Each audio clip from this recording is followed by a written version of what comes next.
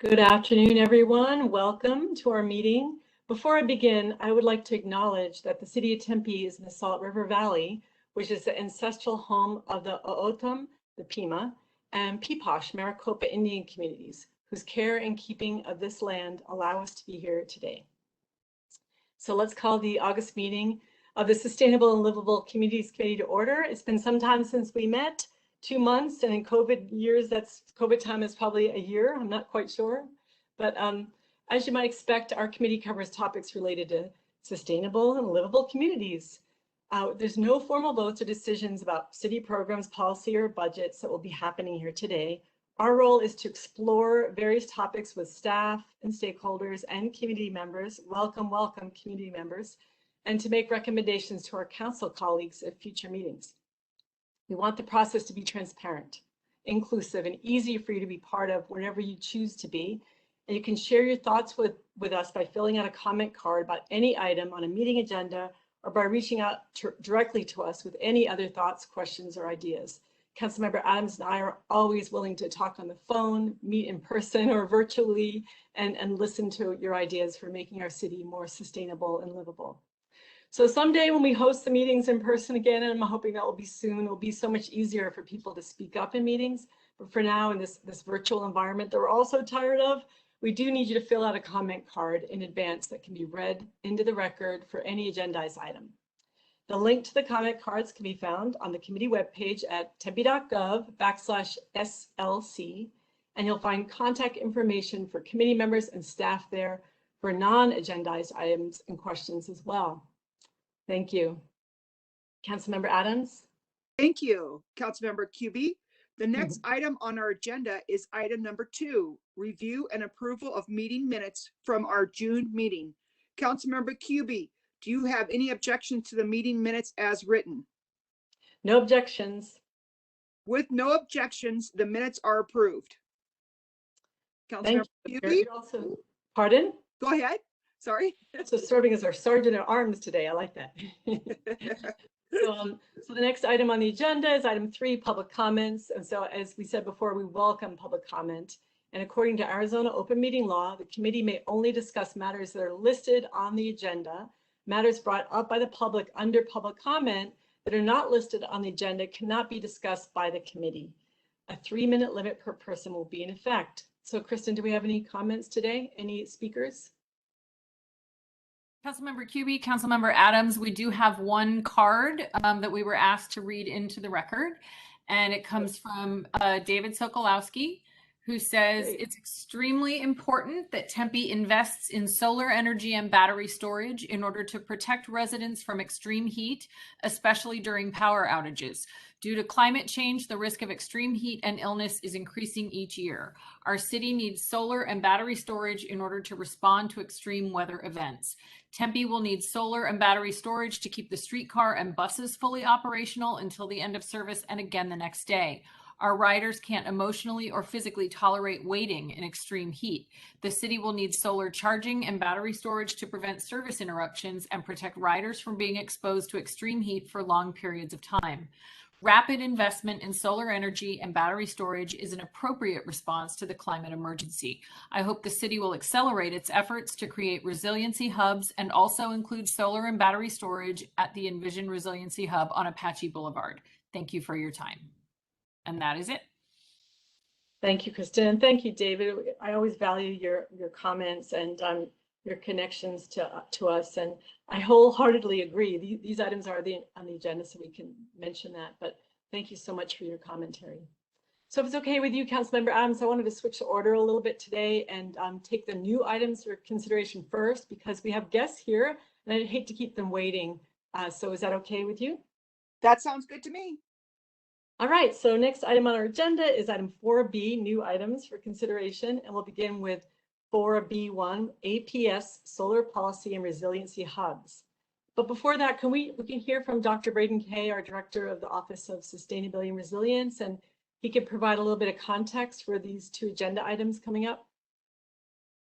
Awesome. Thanks so much. And we'll get a quick PowerPoint slide up here. So as you've heard me say many times, our work in climate action and sustainability and resilience is all about partnerships. And when it comes to both resilience and decarbonization, one of the city's main most important partners are electric utilities, both APS and SRP. And so one thing I wanted to remind you of is we have a very close and continual relationship with both SRP and APS. We meet regularly. We're constantly working together on pilot projects and new ideas and policy solutions.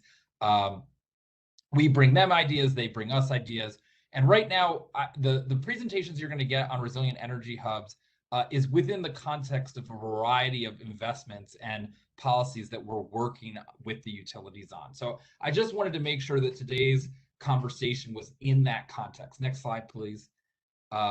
So we are working, as you heard, with SRP on the Envision Tempe building.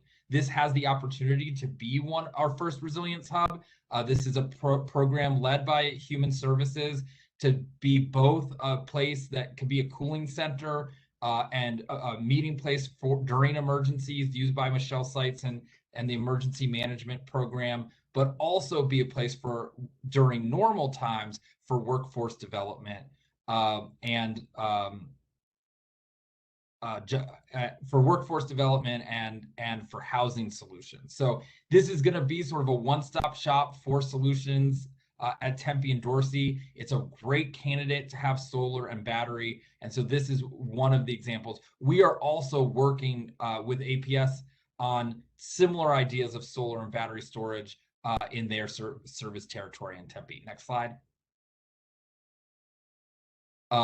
We're also working on energy equity. So you may remember that as part of the COVID funds, we have unlimited potential working in target neighborhoods, including La Victoria and Riverside and Escalante and Gilliland, to listen to how our residents are experiencing extreme heat and how they're experiencing energy issues and energy affordability issues. So we are making sure that APS and SRP hear from unlimited potential and hear what we're finding from residents that are using their programs and not using their programs to help us find a way to make sure in our climate action plan update that we're really addressing energy equity issues in Tempe and have the utilities as partners on that. Next slide. We're continuing to work really hard on electric vehicles and really excited about that. There's actually could be the opportunity to combine electric vehicle infrastructure with a resilient energy hub concept. And we'll come back at a later time to talk all about EVs, but EVs are certainly on our work agenda with both utilities. Next slide. And then utility scale solar, I think the utilities will come back to talk more about that, but that's a continuous thing that we're working on. We're joining a SRP program. We're always working with APS on potential solutions to invest in utility scale solar projects. And then lastly, there's the policy pieces. So we are working on a climate action plan update, and APS and SRP, we're meeting with them next month to make sure they're understanding what's going to be in that update and what we've been hearing from our business community, our neighborhoods, our youth, and our climate justice groups. And next slide. And then this is a really important one. We're continuing to work on rebates. So when we do new projects in either service territory, we contact APS and SRP ahead of time. We tell them the types of HVAC and lighting and work that we're doing, that we're planning on putting in. And both utilities do a great job of finding ways to save money in terms of rebates for lighting and HVAC and other investments. So that just gives you a sense of the full spectrum, and just deeply grateful to both utilities for all of their work with us, and looking forward for hearing from them today. Thank you, Braden. I too so appreciate the partnership with the utilities, and we're making such great strides together. And along with the university, we're great partners. And also thank you for bringing unlimited potential into the mix, because I think that's an idea that came from the residents who said we shouldn't necessarily always be communicating directly with the city. Let us communicate with trusted nonprofit groups that we work with regularly. And that was like a brilliant shift in the way we dealt with community engagement in this second climate action plan. So thanks so much, Braden, for that. So now if we could hear from the APS folks.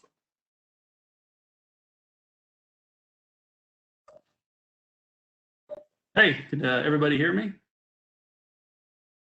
All right, Ashley, you go first. Sorry. Oh, no, that's okay. I just wanted to take a moment to thank Councilmember Adams and Councilmember Kuby for having us today. We're excited to speak with you about what we are doing in the renewable and clean energy space. I just wanted to take a moment to introduce myself. I'm Ashley Bunch. I handle government and community affairs for the East Valley. I'm a little bit newer to the East Valley, so I appreciate getting a chance to speak with you all today. And then I will let Judson take it away. He will be presenting today for you. And Judson has been with the company for a number of years and has worked closely with the city of Tempe, as well as city of Phoenix and city of Flagstaff on your climate action plans and helping with additional actionable goals in the renewable energy space. All right, thank you, Ashley. Let me try to share my screen real quick with you guys.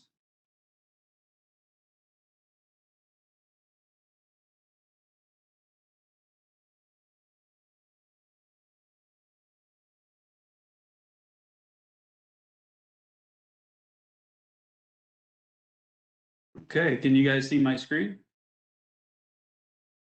We do, but we're only looking at your presenter side.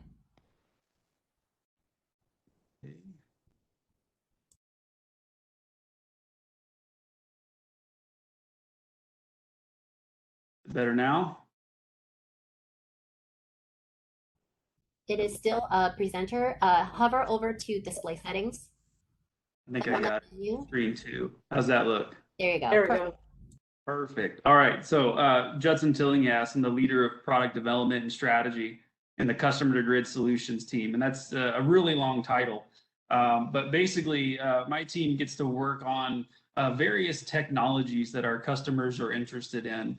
So anywhere where customers intersect with technologies, that's including microgrids, electric vehicles, solar, batteries, green energy sort of tariffs to help our customers reach their sustainability goals, demand response, load shifting. My team builds programs around that to help customers save money and to help customers use energy in a more sustainable manner. And Braden, good seeing you. I hadn't talked to you in a few weeks, but always good to see you, Braden. Let's see here. Let's go to the next one. I'll first give you a little bit of background sort of what we're doing, sort of a high level APS in general, and then get a little more specific into what my team does. And we can talk about, sort of things Braden and I have discussed on resilient energy hubs. But the 4 pillars that we have are pretty critical to everything we do. And it's really a balancing act, being clean, affordable, reliable, and customer centric. So it's just good to have those frames of reference in mind. Because they're all interlinked. If you put a lot of pressure on one, it'll definitely affect the other 3. So it's really a balancing act to sort of get this right and push for those, clean energy goals in a way that maintains that reliability and maintains it in an affordable manner for all customers. So a couple of years ago, we had a new CEO, Jeff Goldner, who had a vision about living in a world with 100% clean energy. And that's what our goal is. So he's created what's called the Clean Energy Commitment. You guys may have heard about this, but if not, just a reminder. What that means is by 2050, 100% of the energy that comes from APS will be clean, every electron. As a part of that, there's subset goals, these 2030 targets being 65% clean and 45% renewable. Just to give you a frame of reference for where we are today, we're right around 13% renewable today. So between now and the end of this decade, going from 13% to 45%. So it's a massive investment in renewable and clean energy. Also, we accelerated the retirement of our last coal-fired generation plant, Four Corners plant. This was originally scheduled to be retired in 2038. So we accelerated that to 2031. So those are the main components of our clean energy commitment.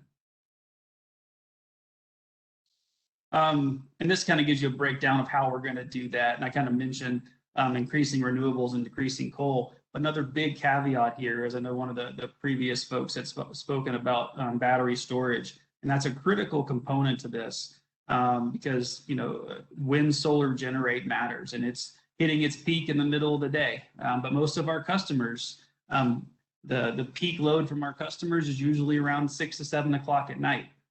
So batteries give us that opportunity to absorb that excess solar we have in the middle of the day and shift it to when our customers need it. There's also a transition in the plan of how to sort of wean off of natural gas. Today, it is one of those flexible resources that we need to keep that reliability. And a big focus of this too is the continued economic growth of Arizona. This other part of my job is speaking to, you know, economic development opportunities that are thinking about moving to Arizona, such as, you know, TSMC and Core Power, Microsoft, and all those customers, just like Tempe, have a strong interest in getting clean electricity, and that's something we want to help provide to you guys. This is just strictly on solar. The slide's actually outdated. It gets kind of tiring updating it because it's updated, or it's outdated as soon as I update it. We have well over 120,000 actually interconnected distributed generation system. So those are the ones that are typically, you know, behind the meter at customers' homes. On a per kilowatt basis, we're actually the #1 utility in the country for the most kilowatt per customer of distributed solar.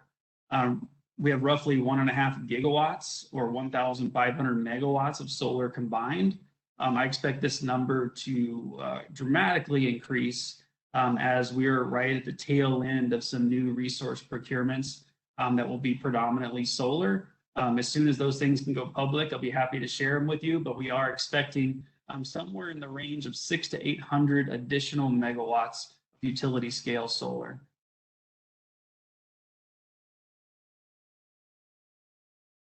So a quick look from our 2020 IRP of how we have a diverse mix of resources, how much nuclear, coal, natural gas, DSM, that's demand side management. That includes things such as, you know, energy efficiency and load shifting and demand reduction programs, and then renewable energy, and finally microgrids. So you see my team specifically is related with a handful of these, the three on the right, in helping embrace and accelerate our pathway forward with those technologies.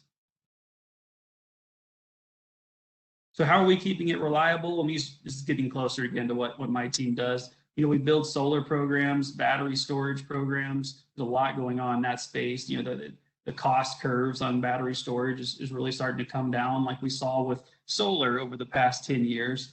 Microgrids are still a little pricey, but provide a really required value that enhances the reliability of specific customers, and as well as the reliability of the whole grid.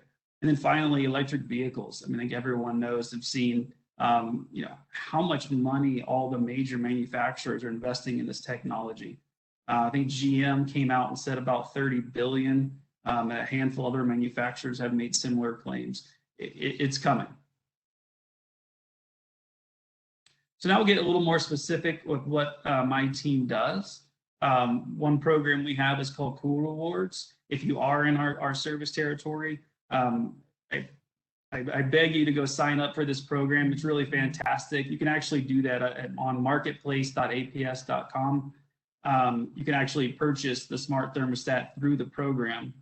But to give you a little background on what this program does, it's basically a demand response event that's been modified to also include the ability to keep customers comfortable.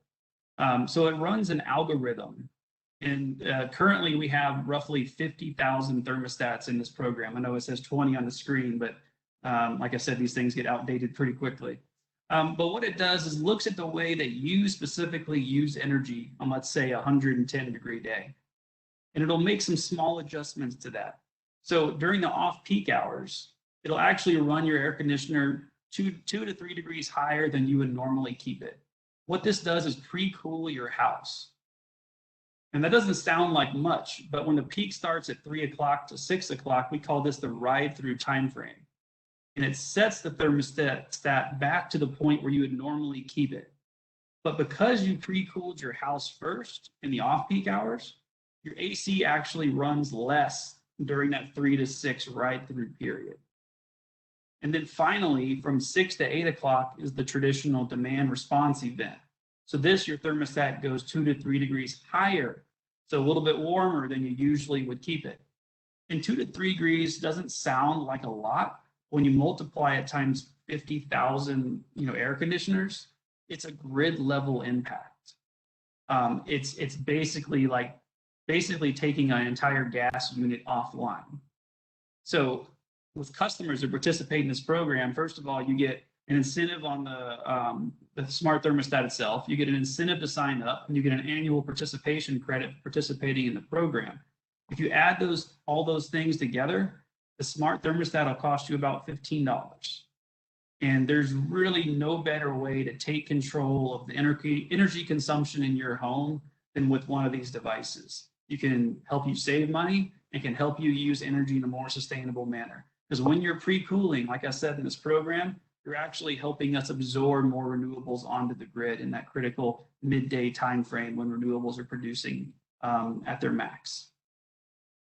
Also, we've partnered with Google, and they've done a few different sales specials. And like around Black Friday, for example, Google will kick in $15. So you add that into all the dollars that APS is providing through the program, and the smart thermostat is actually free. It's hard to beat with free cool technology.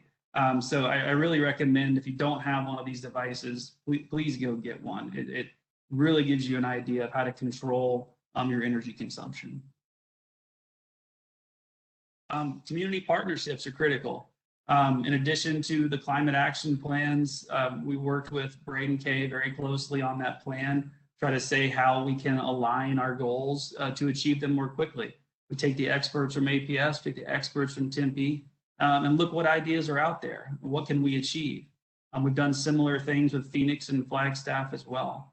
We've also created what we call an MOU concept, and it's basically doing the same thing, but it's strictly more just related to utility-related practices in partnerships with a city, where it's bringing those experts together and identifying some low-hanging fruit that we can go do that provides benefits to all parties. So I think the communication is absolutely critical. The partnership is absolutely critical in trying to align a lot of these goals that we both have to achieve them as quick as possible. APS Solar Communities, this is a program that's about actually sunsetting, but it was a very popular program for roughly 3 years. APS invested $10 to $15 million per year. It's basically APS owned and operated solar on low and moderate income customer homes. They supply us their roof. We put the solar system on their roof, and we give them a $30 monthly bill credit for allowing us to have access to their roof. So it's really a great way, because typically the majority of folks that have rooftop solar tend to be more affluent. So it gives, from an equity perspective, those low and moderate income customers we have an opportunity to have renewable energy as well. There's also a carve out of this program for Title I schools, nonprofits, multifamily, and rural governments. So we've done some solar covered parking structures for this. We do want to expand and extend this program. That's something my team is working on right now. And we'd like to include local governments in that program as well. So, Tempe would qualify in that case for this APS Solar Communities program. Electric vehicles, like as I said before, everyone knows these are coming. We have Take Charge AZ program. I know there are locations in Tempe. It's really trying to help get the infrastructure out there so people can charge at work. There's a perfect correlation for midday charging. So if you're charging at work, that's the exact same time when solar's at its max. So when you charge, makes a big difference of the carbon intensity of the energy you're getting. We're a very, very clean utility in the middle of the day, especially in the non-summer months where the vast majority of the energy being served is 100% clean. In fact, there's an issue in the Southwest. There's so much solar in the non-summer months that a lot of times utilities have to turn that power off. It's not something that we want to do, but it's a matter to keep the system reliable. So the more folks that we can get to charge during that time frame, the more clean energy we can actually consume onto the grid. So this is a great program. It's APS pays for all the infrastructure. What we've recognized is the more the infrastructure that is out there, the more people will adopt electric vehicles. We know that's a big transition for people, and they want to make sure that they have access to charging so they don't get stranded. And we don't want that to be an encumbrance of why they are not selecting electric cars. I have a plug-in hybrid myself. Absolutely love it. And, a lot of times I can get over 300 miles per gallon on average. So it's a great program, once again, to help customers who want, your employees to charge at work. This will give you access to do that. This is a brand new slide. I'm sorry, it's a bit wordy, but I'm particularly proud of this because something I've been working on for a long time. Tempe's been involved in these conversations for probably 4 to 5 years on how to develop programs that customers such as yourself can partner with us on utility scale renewables. And there's, through all the conversations I've had with Tempe, other cities and corporate customers, we built 3 new programs. These probably aren't the final names. I need my marketing friends to come help me figure out better names for these programs. But it does give you 3 new options to partner and reach. I know many customers have 100% renewable energy goals. These programs can do that. So the first one's basically a subscription model. You tell us how many megawatt hours you want per year, and they will come from that new renewable facility. What's important with all of these programs, it's what we call a tier 1 REC in the industry. It means it's bundled with energy. A lot of times you hear about folks buying RECs from Texas or California, and it's actually disconnected from the energy. It didn't serve your load. All of these programs, the energy from that facility is actually serving our balancing authority and therefore your load. We have so that's kind of the basic program. One of the nice benefits of this program, besides the low cost, we're thinking this is probably going to be somewhere in the $2 to $3 per megawatt hour range. And just for comparison, California charges about $14 a megawatt hour for that same quality REC. It puts it on price parity with those cheap unbundled Texas wind RECs I was just referencing a second ago. And another benefit is the proceeds from this program doesn't go to APS shareholders. We actually funnel it back to all APS customers through an adjustment mechanism on your bill called the REAC. So there's an equity play there too. So by customers such as yourself investing in renewables to reach their goals, all those dollars funnel back to our whole customer base, putting downward pressure on rates for everyone. The second program we call location specific.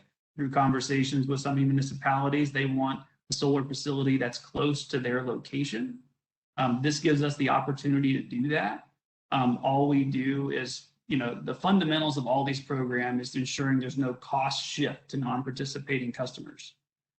So whatever the difference between sort of the least cost market rate for a renewable and this facility on a specific piece of property is what the customer would be required to pay to ensure there's no cost shift. Then we can build the facility really anywhere.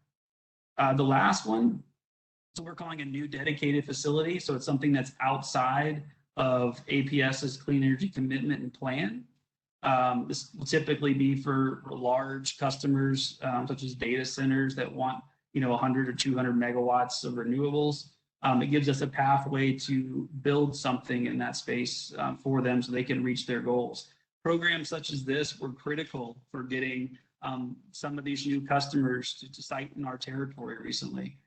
So it's something we're really proud about. This actually just got passed by the Arizona Corporate Commission 5-0, meaning all the commissioners voted for it last week. So something I'm really proud of.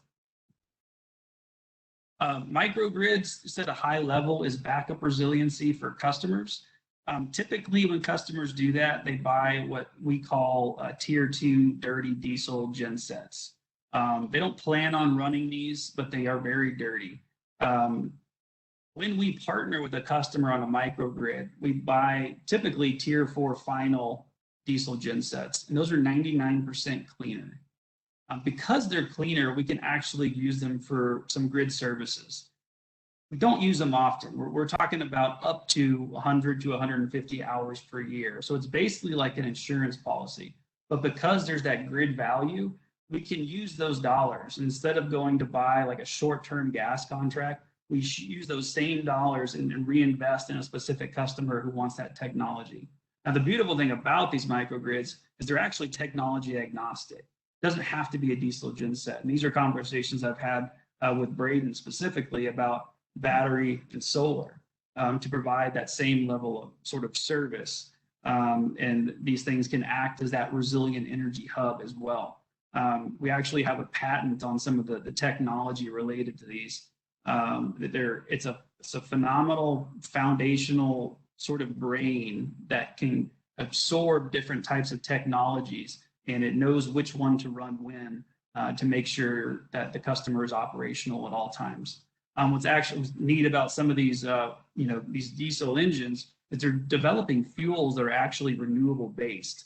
So I think over the next 5 to 10 years, these same gensets will be running off renewable or clean based hydrogenated vegetable oil fuels potentially. So that's all being tested as well.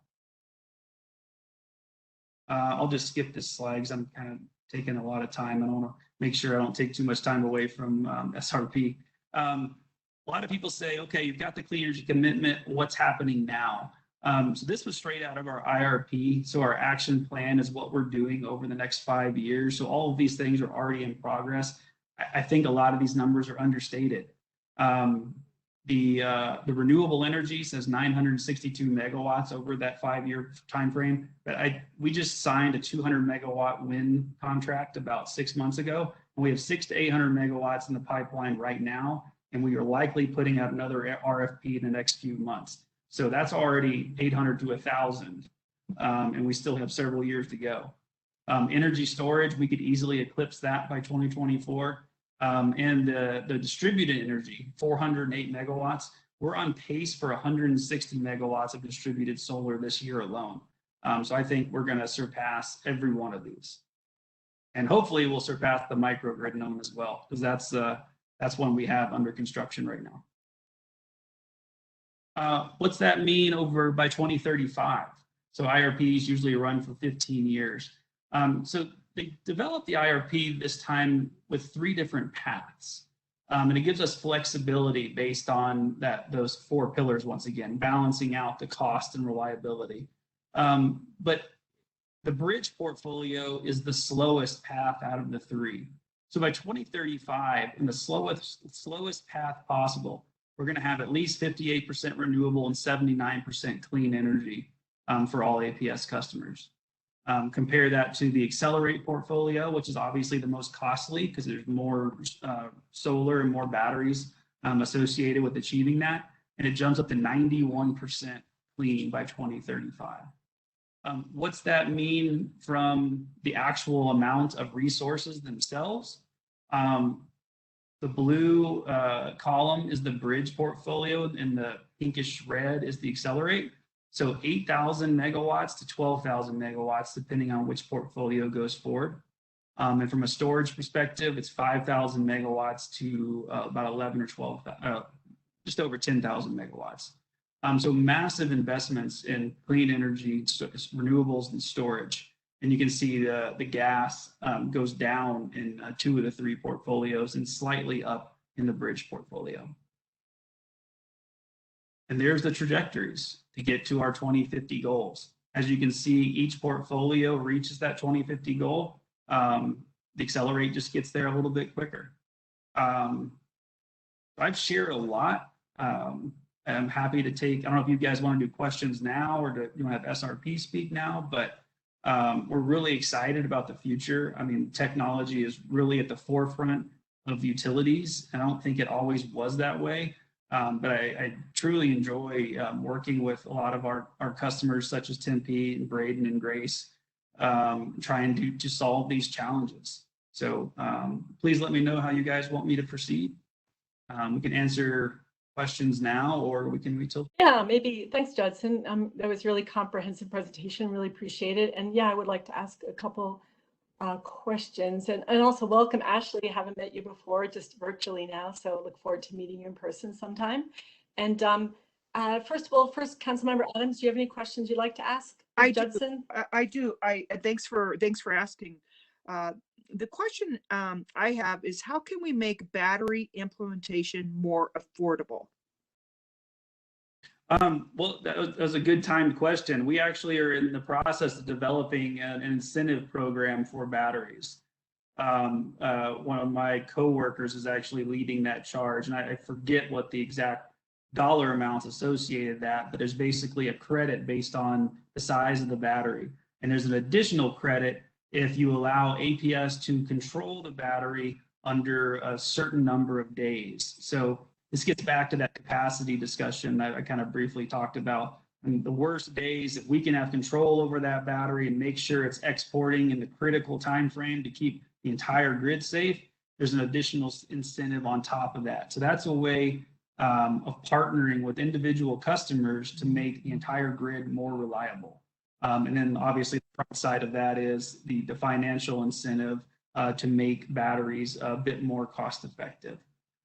What's interesting is, just my personal opinion, the way that the car manufacturers are moving forward with batteries, I almost feel like they're going to get there even quicker. I mean, you know, Teslas are basically 100 kilowatt hour batteries on wheels. And the guys who've seen the new Ford electric F-150 comes with vehicle to grid capabilities. So that would give the same potential value proposition. Your next vehicle. Pardon me?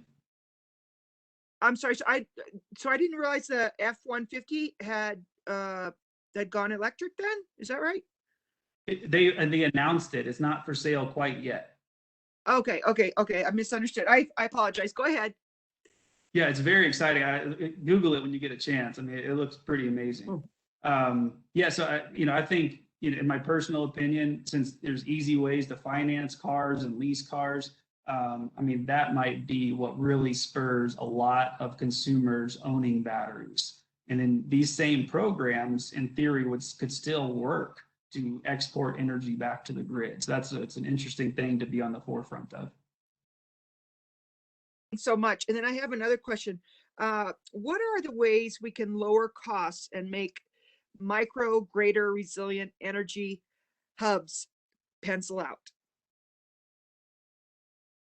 So that's something my team specifically has been working on. And one of the problems with just the way sort of the process works when we do microgrids, it requires a one-time lump upfront payment from customers. And that's not easy for many customers to do. So we are working on trying to find a way to spread those payments out. And it doesn't sound like we could easily become a lender. So we've been talking to third parties about playing that role. We've also been thinking about potentially even, regulatory filing that would give us under certain limited circumstances, maybe not for all customers, but the way we look at it is people that help the helpers, or customers that provide a benefit to all customers, such as governments, that can make that a bit easier to digest on the cost. If you could spread it out, I mean, the asset lasts 30 years. So, if you could spread the cost out over a longer period of time, it would make it much easier. The other ways you can make it cheaper is depends on what the resiliency requirement is. So when I talk about data centers and military bases, they need 24/7 resiliency. But if a resiliency hub, if we're just trying to get through the hottest part of the day, well, that's not a 24-hour requirement. That could be a 12-hour requirement, and that could have a dramatic effect on the cost. So there's sort of levers you can pull in that space as well. Okay, yeah, I know it's Thanks really so much. important. Oh, I'm so sorry. No, just thanks for the answers. I appreciate it. No problem. The resiliency hub concept came out of our first climate action plan. We're excited about operationalizing the first one, and I think it's really important that it not be, gas powered, that it be solar powered. And so it's really important to look at those capabilities and for resilience hubs. And, speaking of gas, and I don't want to get into a prolonged discussion. And, I do realize that natural gas emits 50% less carbon than coal plants. So coal power, so that's obviously a good thing. And there's often this discussion about being a transition fuel, and we could get into a long discussion about that. But does APS have plans for additional gas-powered plants? I believe we made a comment that we're not going to own any new gas plants. I do believe that it gives us flexibility to do short-term gas contracts, but it's not the focus. It's not. Our goal was to be 100% clean by 2050.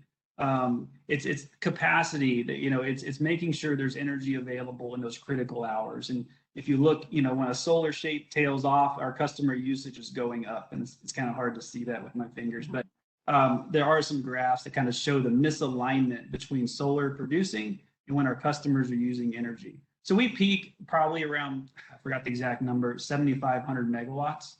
And that's probably around 6:30 or 7 o'clock at night. But we can still be over 7,000 megawatts of consumption well after 9 o'clock.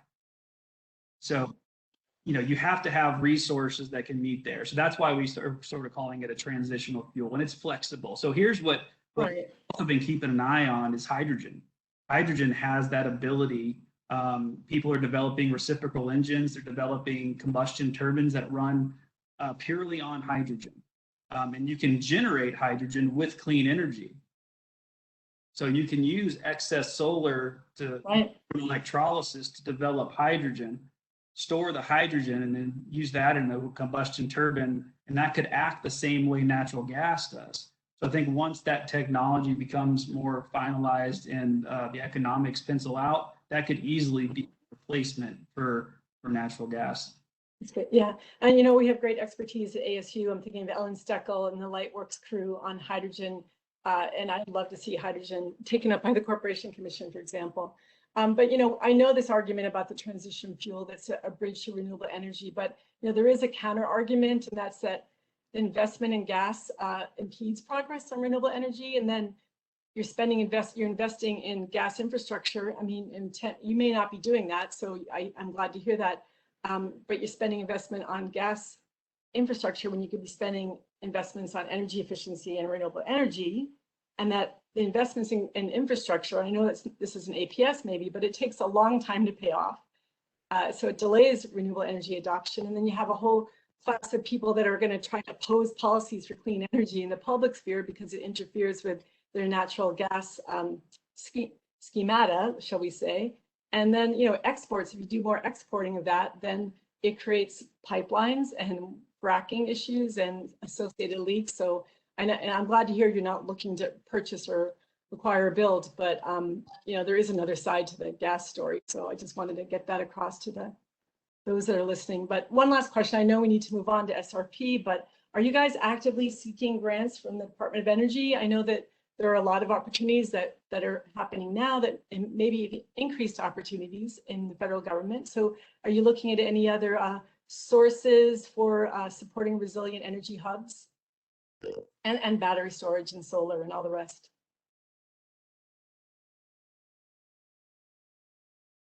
Uh-oh. It appears we might have lost him. He might have some Okay. connectivity issues. Here he comes, here he comes.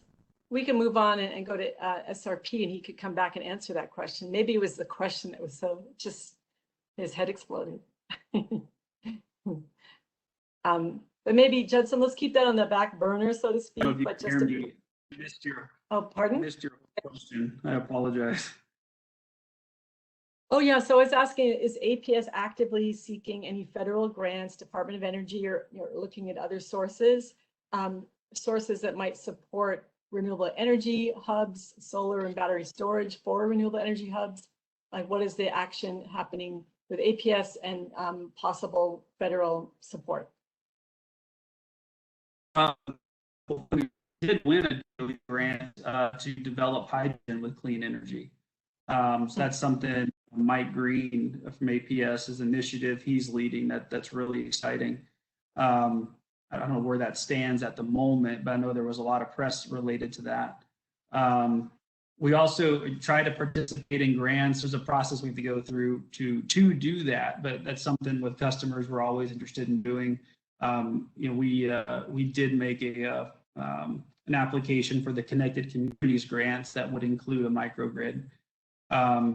There's two ways of looking at it. I mean, the microgrids I'm talking about, or in the Connected Communities sense, is really based on generation. So it can have solar, batteries, all those types of generation. And there's another component of it that looks at building control, so the energy efficiency piece and the demand side management piece, load shifting piece. And we're trying to combine those two together.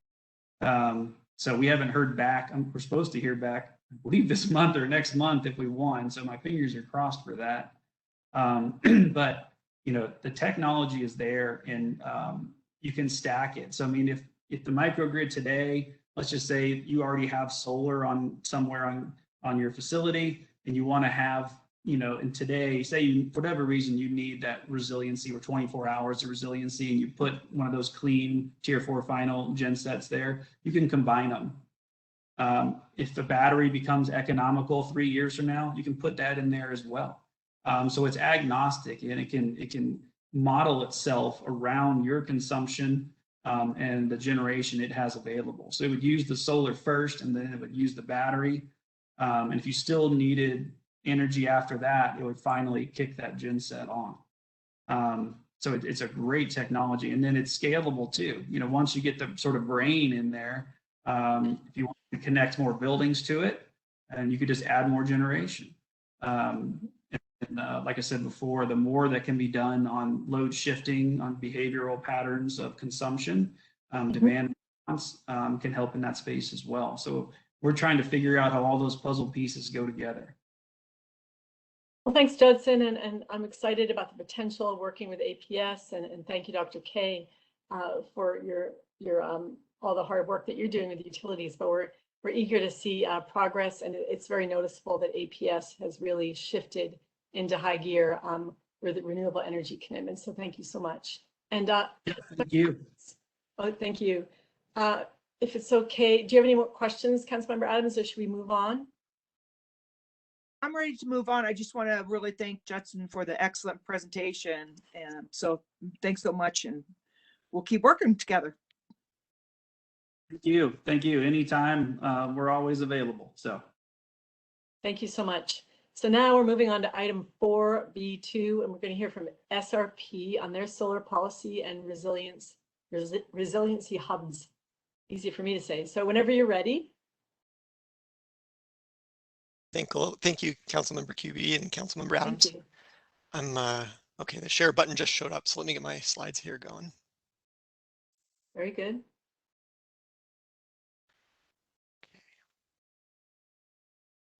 Well, first, thank you for requesting that SRP participate in the discussion today. I'm Michael Reynolds. I manage our resource analysis and planning group, and my group does the math to support SRP's decisions for where we will be getting our electricity for the next few decades. I believe the question about resilience to extreme weather has a lot of facets, and I'll be focused on the one for which I'm the most experienced, generating system reliability. But we recognize that looking at this one element in isolation may be a pretty incomplete picture. We're grateful that the City of Tempe staff are participating in our integrated system planning process, which over the course of 2022 will be SRP's opportunity to hear from stakeholders as we strategically balance our future investments in resources, transmission, distribution, and customer programs like energy efficiency and demand response together. So I'll start with SRP's portfolio of resources, and this includes conventional power plants fueled by gas, coal, and nuclear energy. We also have many renewable energy resources and contracts, including geothermal, hydro, wind, and solar resources. While we have limited battery resources online today, we have some of the nation's largest announced hybrid solar and battery storage projects in development, and those will be serving our customers before summer of 2023. While originally plotted, I think, as a frame of geographic reference, I want to mention that our service territory itself is another significant resource to SRP because of the over 1 million customers represented in that geography. Together with our customers, we include 300 megawatts of planned demand response, energy efficiency programs, which during some summer peak periods can provide over 900 megawatts of demand reduction. Customers participating in SRP's interruptible programs and time of use rates, which provide an additional 200 megawatts of load reduction. All of that to say that we have a long history of working with our customers to reduce our system capacity requirements, and we believe that our efforts to work together will continue to support this sort of win-win collaboration. Looking forward, we know that our resource portfolio will be transforming. We recently announced that we'll be adding a total of 2,025 megawatts of solar by 2025. The first few hundred megawatts of that solar have already come online and are providing carbon-free energy to serve our customers' renewable energy goals. Second, we established 2035 sustainability goals, including 2 that directly impact how we plan our grid. We will reduce our carbon intensity, or carbon per unit of electricity, 65% by 2035, and similarly reduce our water intensity by 20%. Finally, we need to consider the long-term impacts of today's resource decisions. Today's actions need to be consistent with our goal to reduce carbon intensity 90% by 2050. One of my favorite work-related topics is system reliability. Whenever anything connected to the grid turns on or off, electric generators must instantly respond to that change. For example, when air conditioning units in our territory cycle on during a warm summer afternoon, SRP follows our customer demand with responsive power generators to keep the system in balance. When the sun sets and those air conditioning units start running less, our power generators need to be able to reduce their output so that the grid stays in balance. Our power system can respond to one air conditioning unit very easily, but when the weather has them all moved together, it keeps our operations team on their toes. The supply half of the equation can be surprising sometimes too. Power plants are complex machines and they occasionally need to go offline for maintenance or repairs. Sometimes these decreases in available supply occur during the increases in demand. When supply can't rise to match demand, that's what we call a reliability event. Fortunately, usually things that we read about elsewhere, we see brownouts as a way that demand is brought into balance with the available power supply. The cost of a perfectly reliable grid would be more expensive than current costs. Our industry usually plans to a reliability metric like 1 reliability event every 10 years. Resource adequacy means that utilities have enough power plant capability beyond their expected demand so that they can meet those reliability metrics even when responding to surprises like power plant outages or demand spikes. I need to emphasize that resource adequacy is not just about the peak hour. Reliability is a concern for every moment of the day and year, and focusing on just the hottest summer hour could mean we don't see other reliability challenges. I highlight 2 recent reliability events that demonstrate when supply was insufficient to serve demand. California had evening energy supply shortages during some of the hot, dry evenings of summer 2020, and Texas found their system to be unprepared for the extreme cold in February this year, and I'll briefly mention those later. Lots of colors on this slide, and they're the hot ones, and I think this is where we had some specific interest for today's discussion. As a result of shifting climate patterns, we see 2 increasingly frequent and extreme regional weather events that challenge reliability. The first is prolonged and widespread heat events. This is a challenge as cooling loads increase, sometimes dramatically. Historically, local extreme hot weather could be supported by other parts of the western US that were cooler than expected, as our western grid footprint was large enough to benefit from weather diversity. However, events over the last year have suggested that it is indeed possible for most of our population centers in the West to be sharing in the same heat wave. When too many utilities are hoping to find external support during these times, that's when our region grapples with supply shortages. The regionally widespread heat wave was certainly among the primary drivers for California's August 2020 blackouts. Second is the exceptional drought covering most of the western US. We are carefully monitoring Colorado River generating sources as decreasing lake levels reduce the pressure and therefore the power output of the dams. When lake levels drop to very extreme levels, dam generators may be unable to produce electricity, as national news covered for the Oroville Dam in California this summer. Stronger, more frequent wildfires are another consequence of our regional drought. On occasion, transmission line corridors end up threatened by wildfires and the associated smoke. This could prevent movement of power across parts of the region, disconnecting some power plants from the customers they serve. Of course, extreme cold could also threaten resource adequacy, as Texas demonstrated in February. While that event is still being unpacked and understood, it does demonstrate the importance of resource portfolio diversity. Having multiple paths and sources for energy can mitigate shocks and help utilities to accelerate their recoveries. While extreme weather could also include local storms with strong wind and potential for dangerous flash flooding, those are the sorts of events that we have over a century of experience mitigating. Our workers in the field labor safely and efficiently to restore power to impacted customers, maintaining the remarkable levels of distribution reliability that we believe our customers have come to expect. We'll see a few visuals in the next 2 slides to showcase some of the events we consider as we explore the transformation of our power system. Cloud cover reduces solar output. As solar becomes a larger component of our power system, we have to plan for times when clouds disrupt those resources. One example shown in the graph on the right side. This is our solar resource performance in a week of October 2018. On a sunny week, all of those mountains would look like smooth hills on top. The jagged edges are indicative of solar variability due to cloud cover. On Monday, clouds came in and caused very large swings in solar output, losing generation within mere moments, which resulted in some very large ramping output needed by other resources. On Tuesday and Wednesday, persistent cloud cover limited output to about 30%. On days like this, connected batteries may not even be fully able to charge. But by exploring and understanding these sorts of historical events, we can prepare our operators to respond to similar future events. That's what we're looking at here. On the left side are some headlines touching on resource adequacy or reliability. These are additional real-world events that represent issues that we have developed strategies to manage. For a quick comparison, consider the preparation that we see for pilots and astronauts. They get into complex simulations to help them become ready for whatever is unplanned. That way, when a bird strike or any other uncommon issue arises, they've had the practice and have anticipated strategies for managing the difficulty, and they're able to confidently navigate those problems. Similarly, we perform reliability simulations that change load and simulate outages from plants experiencing trouble or power lines taken out by a fire, and then we can see how our system would perform if adding additional resources. Where we see gaps, like the one on the right-hand side, that means that we could have customers that would be without power.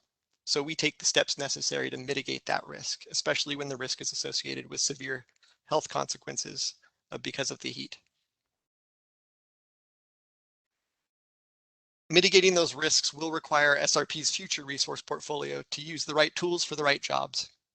We have sustainable goals that are achieved as we produce a larger portion of our annual energy from carbon-free resources. But many of those carbon-free resources rely on weather as a fuel. And while our local weather is often pretty predictable, there are times each year that will surprise us. And some daily challenges that won't surprise us, like sunset. We hope to use storage resources to soften the intermittency impacts of these renewable resources. But when weather is more extreme than expected, we intend to lean on firm resources to quickly respond to system needs and maintain reliability. SRP's aggressive integration of renewable energy helps us achieve our sustainability goals, balanced by additional firm resources to affordably maintain system reliability through our system transformation. I wanted to briefly highlight that while SRP is working to ensure that our large power system balances reliability, affordability, and sustainability, we're also working with customers to help them achieve their own goals. We had 2 additional 2035 sustainability goals that are listed here. We will enable interconnection for all customer-sided resources, and we will enable 500,000 electric vehicles, working with participating customers to manage charging in ways that will be mutually beneficial. SRP launched a distribution enablement program in 2020 to promote integration, optimization, and reliable operation of a more dynamic distribution grid. The program maintains a 10-year plan that's currently funded at $50 million through 2027, addressing those 5 key initiatives that are listed on the right. These efforts and commitments are in addition to our portfolio of energy efficiency, demand response, and time of use options, which we believe allow all participating customers to live even more sustainably and affordably while supporting a reliable grid. Extreme weather, resilience, and reliability needs, and opportunities to partner with our customers are all components of the integrated system planning exercise that we've planned for 2022. We look forward to further engaging with the City of Tempe and other involved stakeholders to make sure that we've got the proper balance between reliability, affordability, and sustainability in our plans. This comprehensive and inclusive vision will help us navigate transformation as we take steps towards our long-term sustainability goals. I appreciate the opportunity to address you today. I look forward to further progress as SRP and the City of Tempe work together to benefit those that we serve. Thank you, and I'm happy to answer any questions. And thank you so much, Michael. Or is it Mike or Michael? I'll go by either one. So whichever, Okay. Michael, because I've worked for a Mike, but either way is fine. Okay, I'm married to a Mike, so my son-in-law is a Michael. So I know you Mikes can be sensitive. There are lots of us to have opinions. Yeah, it's good. So I guess, I mean, the obvious question, because we were talking about resilience hubs, is how can we best work with you to find opportunities to pilot, more resiliency hubs on our city property as we encounter more extreme events and as our residents have to experience extreme heat. So what can we do? How can we better work with you? Not that we're not doing a good job, Brady, you're doing a wonderful job, but how can we best work with you? Yeah, I think that so we do look forward to working with the City of Tempe as part of our integrated system planning process. And I think, my view my experience is largely on the broader grid, and this microgrid concern is something that we need to have Tempe speak up about and share their concerns with us on, and have it be part of our plans more. And so, yeah, we're grateful for the progress that we've made so far. Let's continue to learn from the experience that we have and see how we can duplicate that and see if we can apply it even to, I think it's important for us to speak with other customers and learn from their experiences as well and learn how we can, I think that this is really early in this process. And I think that as we share notes and assessments that we'll be able to make a lot of progress.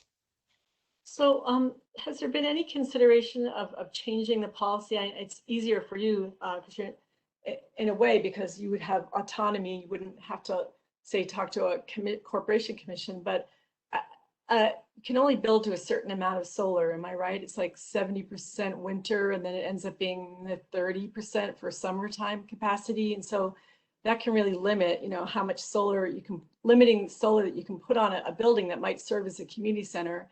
That can be a limiting policy. Has there been discussion at SRP about expanding that to allow community centers and city buildings to build to a higher capacity of solar?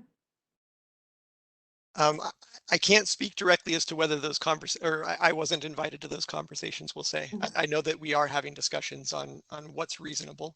I think one of our concerns is making sure that that we aren't doing any sort of cost shifting, and I think that's where a lot of our old policy came from.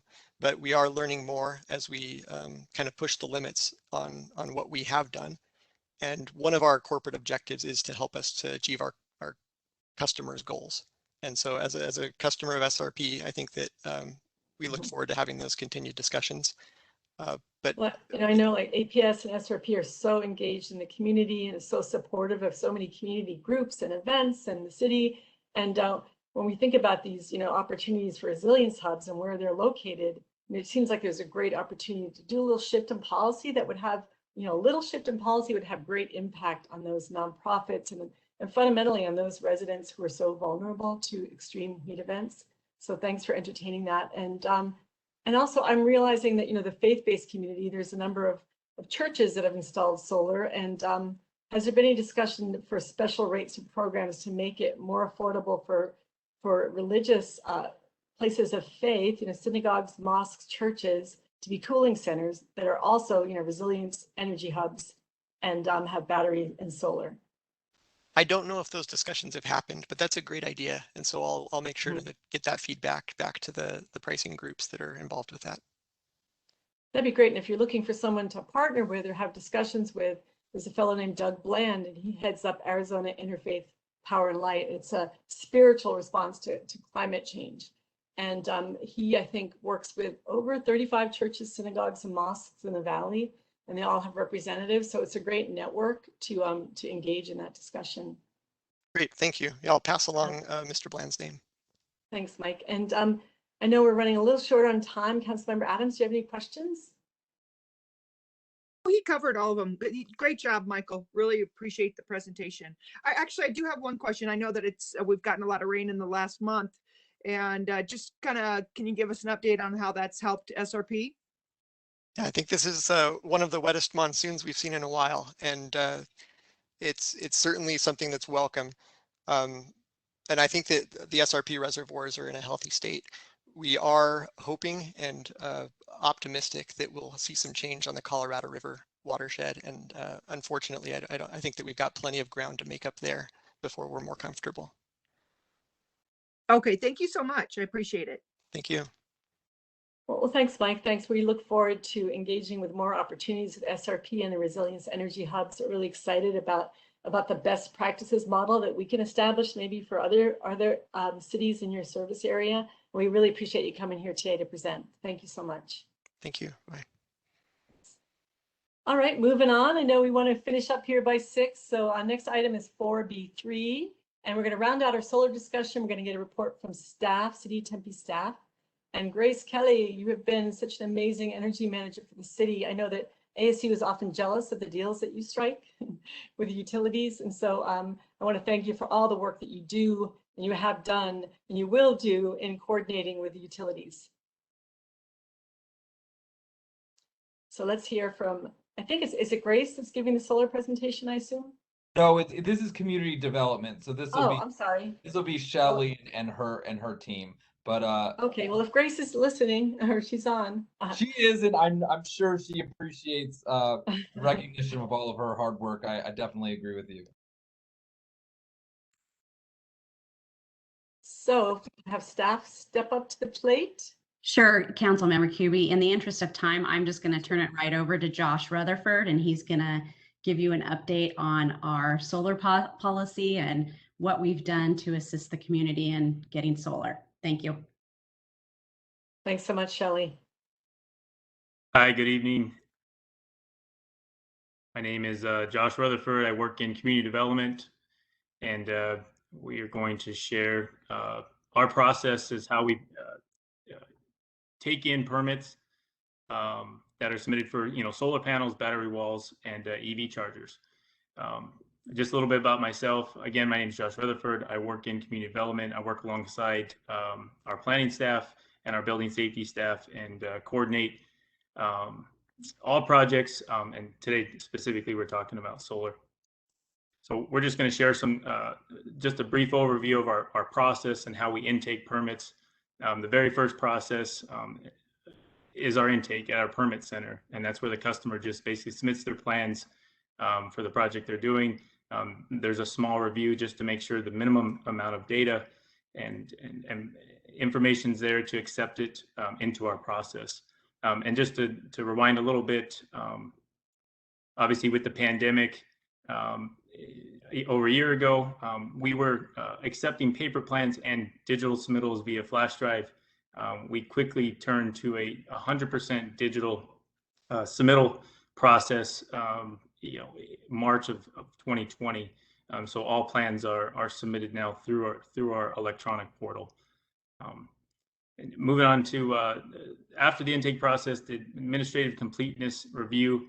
This is really where our plan review manager and staff reviews plans to make sure the minimum technical data is there to actually accept the plan. And we're bound by certain days or a maximum amount of days to process that step.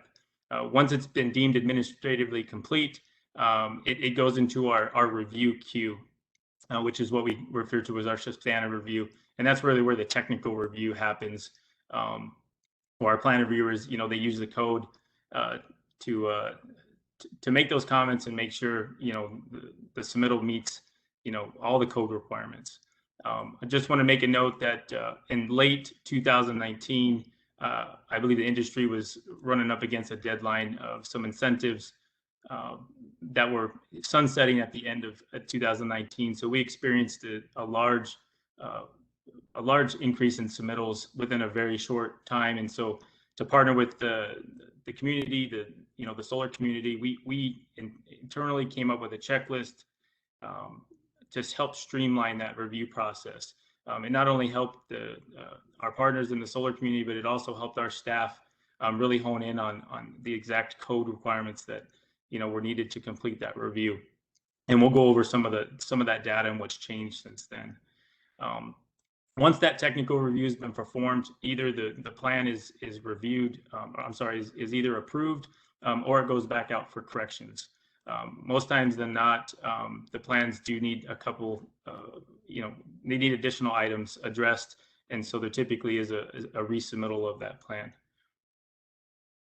But here are some numbers. We took some data basically from fiscal year 19 up until current year, which this current year you see very little data from because we're only about 6 weeks into that data field. But 2019 and 20, you can see the different 3 different types of submittals we got: the battery walls, the EV chargers, and the solar. Most of these solar permits, or a good chunk of them, were submitted in that late 2019 era, and really that's when we established that checklist to help streamline that process for the customers. These names here is just a snapshot of the five companies that we see submittals from the most. I just want to note that we do see, I think over the data that we collected, there was about 90 different applicants. These just represent, sort of the top 5, when we process the data. So we do see a lot of different types of applicants that submit plans to us. So next slide. This represents our average review times over the last 3 years. You can really see a decrease in time from fiscal year 19 to 20, and this is really in that time when we developed that checklist to help streamline those review times. You can see the average turnaround business days was around 20 business days in that fiscal year, and then obviously we decreased that by about half over the next year and a half. And still, these times here represent the average time or the average number of reviews. So that's maintained a pretty consistent level. We're basically seeing about a 1.5 review time. So obviously, most of the plans need a second review, but that second review is a very short turnaround time. So, with that said, question, comments. That was a very short presentation, but I can take comments as anybody has them. Councilmember Cubie, I have a question. Josh, hi, Yes. Josh. Can you go back to that last slide, please? Yes, ma'am. This slide here. Yes. So the average number of reviews. I guess I'm not understanding that very well. Can you? No worries, I can clarify that. So the blue represents the average business days of review. So we do everything from a business day standpoint. And so you can see in 1920, there was an average business day of 20 business days. So that could be, 4 weeks. So this number here is just an average review time. So this number looks a little weird because the data, some reviews got done in the first review, a lot of them got done in the second review, and some went to a third review.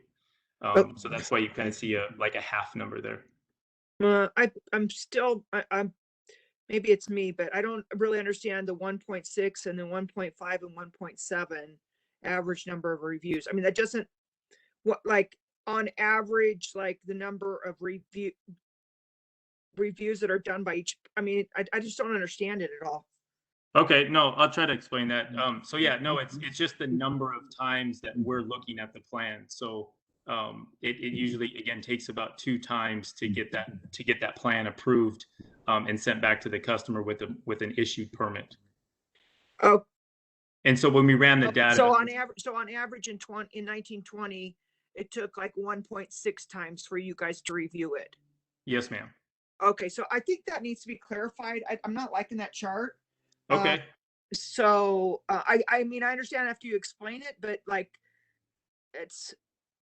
it's not. I think it's really confusing. So the other one, the blue line, makes a lot of sense to me, but the orange line just needs to be spelled out better. Okay, yeah, we can definitely make that change. Okay, thank you. And good job on the review times coming down so much. Who's in charge of the review process now? Dino Accardo, our building official and plan review manager. I mean, he was really instrumental in making that change back in 1920 with his staff and really coming up with the checklist that I referred to. Oh, okay. Yeah, I don't believe I've met him. So, but thanks. Very, very helpful. Thanks, Josh. Yep, of course. Well, thanks, Josh. I know that there were a couple of solar owners, installation owners that had contacted me, and then city staff met with them to get a sense of how they could improve service. And then seeing this happen is really rewarding. And also, knowing that we've been able to put our permits online, that's also a great savings of time for a lot of these companies. And I wonder, like, are we going to continue to sort of survey these companies, the top, you said there's 5 or 6 top companies that we deal with, just to ensure that we maintain this high level of service? Yeah, we don't anticipate our service levels going down. If anything, we are continuing. I mean, every day, every week, we continue to try and improve our service levels as best we can, and we're still, again, actively doing that day in and day out. So sure, no, that's well said. That's fair. And one thing I'm wondering though, is there any redundancy in the permitting process? Like, does APS and obviously APS and SRP have to review? Are they doing the same kind of review? Is there redundancy there? I don't believe so. I think it's really customer based and submitting to our department for that review. And then once it gets to like the inspection standpoint, our inspectors are releasing, they're providing permission to APS to activate that service. But as far as their inspection and review of it, I'm not sure that they're that much involved at that level. Okay, now I was thinking, we deal with development issues all the time on council, and we hear there seems to be a significant number of developers that are interested at least in making their projects solar ready. So has staff explored looking at a solar ready code for new development? And might that increase the number of solar projects in Tempe as a result? That's a tough one to answer. I think it's really customer based in what they're trying to achieve at their specific project or say single family resident. Some of the data that I did go through, it does show where they'd come in and they would install a panel, your main panel, and it would be right. solar ready. As far as incentives from us, I mean, we know all the single family, permitting process, we have I'm thinking I'm thinking of multifamily. That's the main thought that I'm having, because, we have conversations with developers, and I've heard this mentioned a number of times, that it would be easier if there was a solar ready code for new development projects. Councilmember Cubie. The current adopted codes. Oh, I'm sorry. Go ahead. I was just going to say, Dino or Donna might be able to help with that answer, but I don't see that Dino has been elevated as a panelist now. It looks like he is, so they might be able to add to that conversation as well. Okay, because I'm assuming if Councilmember Adams agrees, of course, could we see a staff proposal in an upcoming meeting for what's needed for council to adopt a solar ready building code? So we could require conduit in a certain amount of space that's made available. So in future times when policies shift, and I hope policies will shift, the utilities, that we'd be able to allow owners to install solar at a later date, things would be set up and they wouldn't have to do a lot of retrofitting. Just seems to make some sense to build that into the system when it's being built, not retrofit. So if Adams agrees, can we see that staff proposal next time or the time after, like September's or October's meeting? Councilmember Cubie, I do agree with that. I would like to hear from Donna and Dino about the code, just where we are and the progress on that. But I completely agree with having an official presentation next month. I think that would be excellent. But could I hear from Dino or Donna? Yep, this is Donna Hancock, Sullivan Hancock, and I'm the interim deputy director for community or for building safety.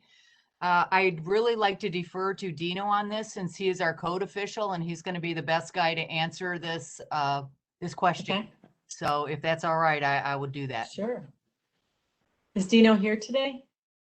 Yes, ma'am. Oh, great. I am. There's my video. There you are. Hey. Oh, Councilperson QB, thank you for the question, and I'm happy to try to answer it. I will tell you that as far as solar-ready buildings, we didn't dive into that as part of the green code. I would look at that as maybe a separate item. I think it's something that if I could ask for a little bit of time to look into that aspect, I would be happy to do it and report back on our findings, how that would fit into any permitting or how it would affect the structure, because it really, one of the focuses of our reviews relates to structure, because when you place solar panels on the rooftop, it has impacts on obviously on the structure. That's one aspect. And then also, as far as designs of the actual, from a building design standpoint. So what we would do is look into several different aspects, but that is honestly something that we did not look at. So unfortunately, I'm not prepared to answer that. Sure, because I just don't understand. have enough information in front of me on it. As far as the green Yeah. code, we do continue to work and are prepared to move forward as needed as far as the green code is concerned. I know I understand. we Yeah. just had a And just meeting like that's why these right on meetings it. are good. Sorry. Yeah, thank you. So Dino, are you saying that you could give us like a draft presentation next month regarding the solar buildings ready to be installed, solar ready, I should say. Sorry about that. Could you do that next month for us? I think we could, sure. Okay, I think that'd be great. 'Cause I'm not trying to put you on the spot tonight, but No, I think that's fine. It's something I think from our standpoint, I would say there's an understanding of this new challenges that some of implementing these sustainability aspects of what we're trying to achieve. There's challenges involved, and I don't mind looking into different aspects to what this committee presents, and we will definitely work to provide whatever information we can. But as it relates in the context of permitting and our building codes, because I think that's a perspective we would probably come from. Would that be acceptable?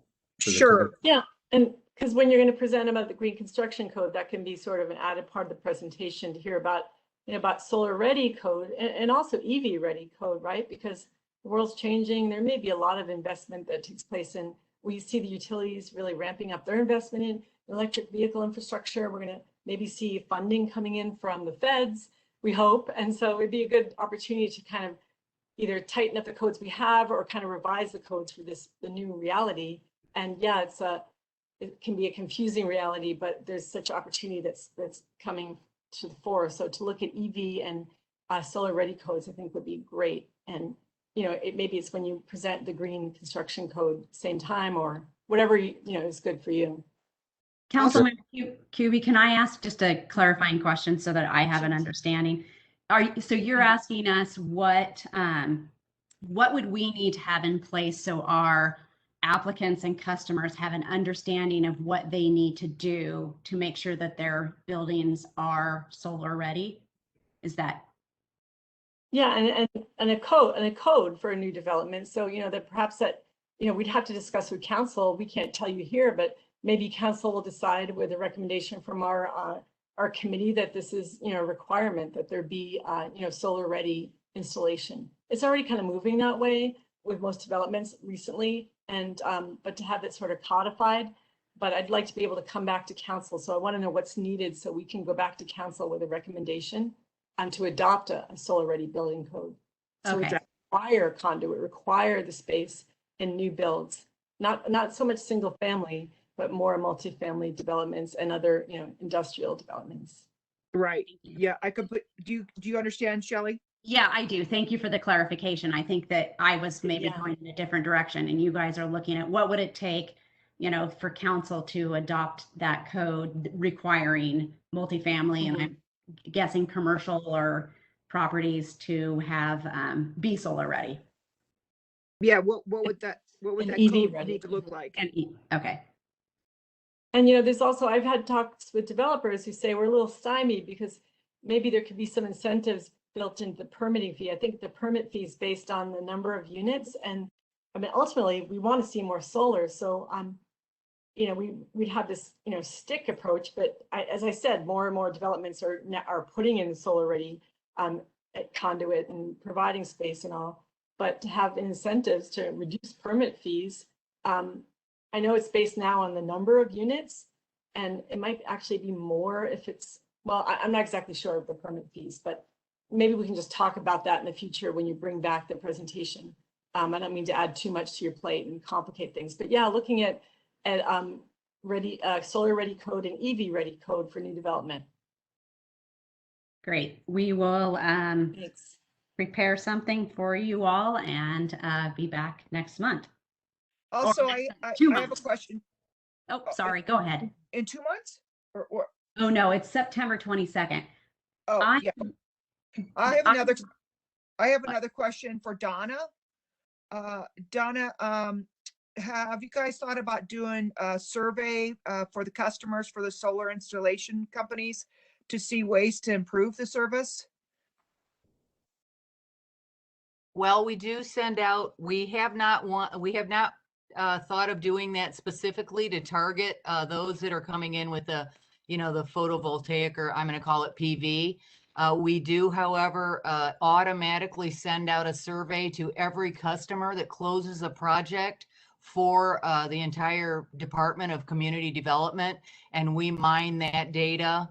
And customer service is a part of it. It is not necessarily targeted to PV, photovoltaic, but it is, or solar, but it is definitely targets our customer service and all the different sections within building safety as to how we did on our projects.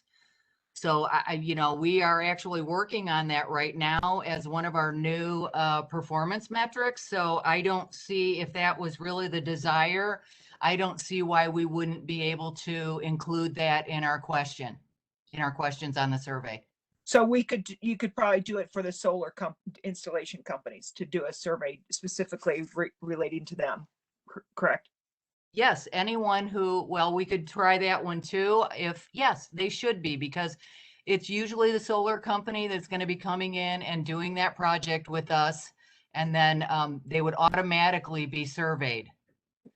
But like I said, we can massage that a little bit to be a little bit more targeted if that's the direction.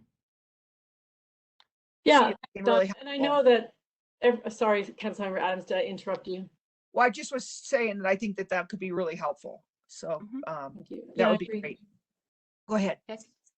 Yeah, I was thinking that, we don't necessarily have to reinvent the wheel. I know that Tempe, these codes are always context specific and city specific, but we do have a case of Tucson and Pima County recently adopting these kind of codes for EV infrastructure and solar ready infrastructure. So it might be good. I sent you, Shelley, an article just as I was multitasking here, that you might want to see that sweep discuss those codes. So maybe we could take a look at what our sister cities are doing, and they may provide instruction. Definitely, Councilmember Curie, we're happy to do that. I just want to ask Dino one more time, because I did notice that the next meeting date is September 22nd. Are you comfortable with that date, or if it's okay with the council members if we move it to October? I just want to make sure that we're able to give you a informational presentation when we do come back. So Dino, do you have a preference on that? No, I don't mind the sooner date. I think what's being asked for is doable, based upon, I'm going to just basically go to the code and start there. I think there might be some code that I can reference to, and then cross-reference with our city and take a look at what we're actually building and how it fits in.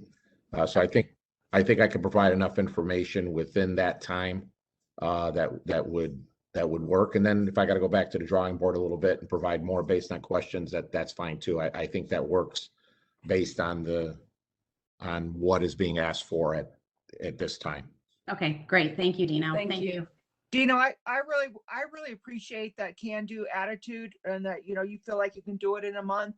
That is something that's really, really important to me, is that staff are able to produce things that council needs in a very timely manner. And I just want to give you kudos to your can-do attitude. So good job, Dino. Thank you. Thank you very much. I appreciate that. You bet. Thank you, Councilmember Adams. Very good. And last but not least, so we have the last new item for consideration. It's item 4B4. It's a video from ASU on the healthy urban environments, heat data for decision making. So take it away, video presentation. Give me 1 second as I pull up the video. One moment.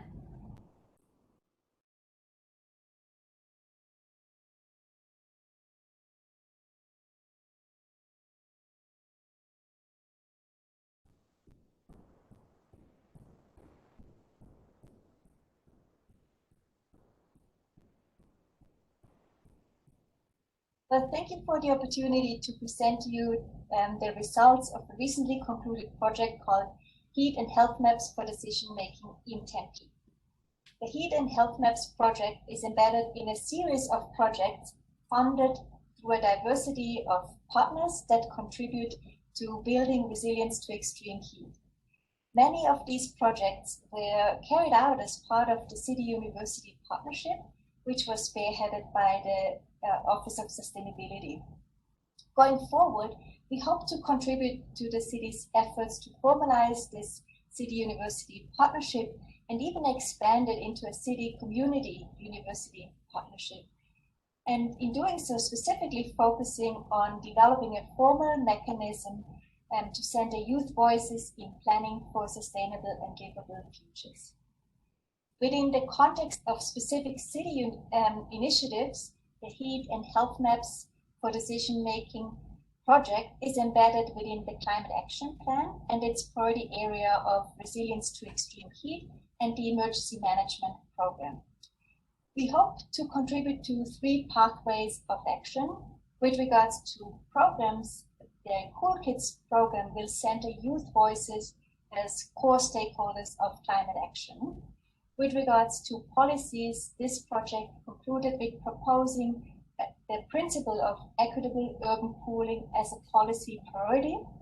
And then regarding infrastructures, we propose the exploration of an idea of public cooling utility, which could serve as a key coordinating mechanism to catalyze the impacts of all green infrastructures.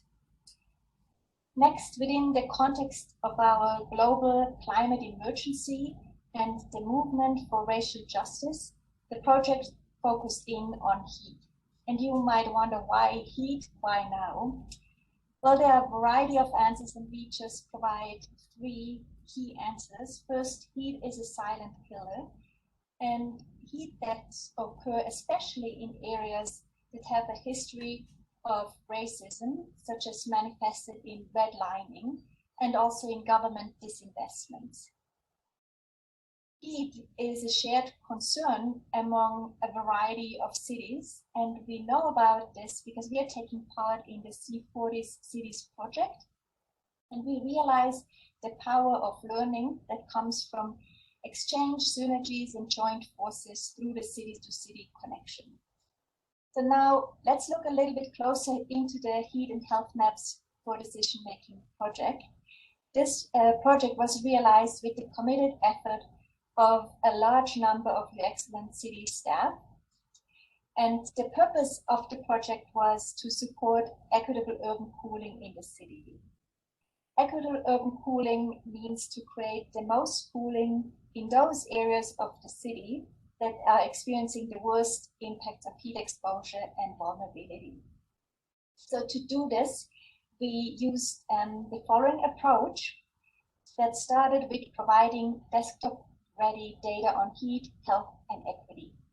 A second goal was to co-develop approaches for integrating this heat, health, and equity data. And then a third goal was to translate desktop-ready data into usable and learnable decision tools that specifically align with city's equity values and with the city's strategic priorities, and also inform decisions about investing in infrastructure. With regards to city scale, here the decisions on investments in infrastructure relate to where to place that infrastructure.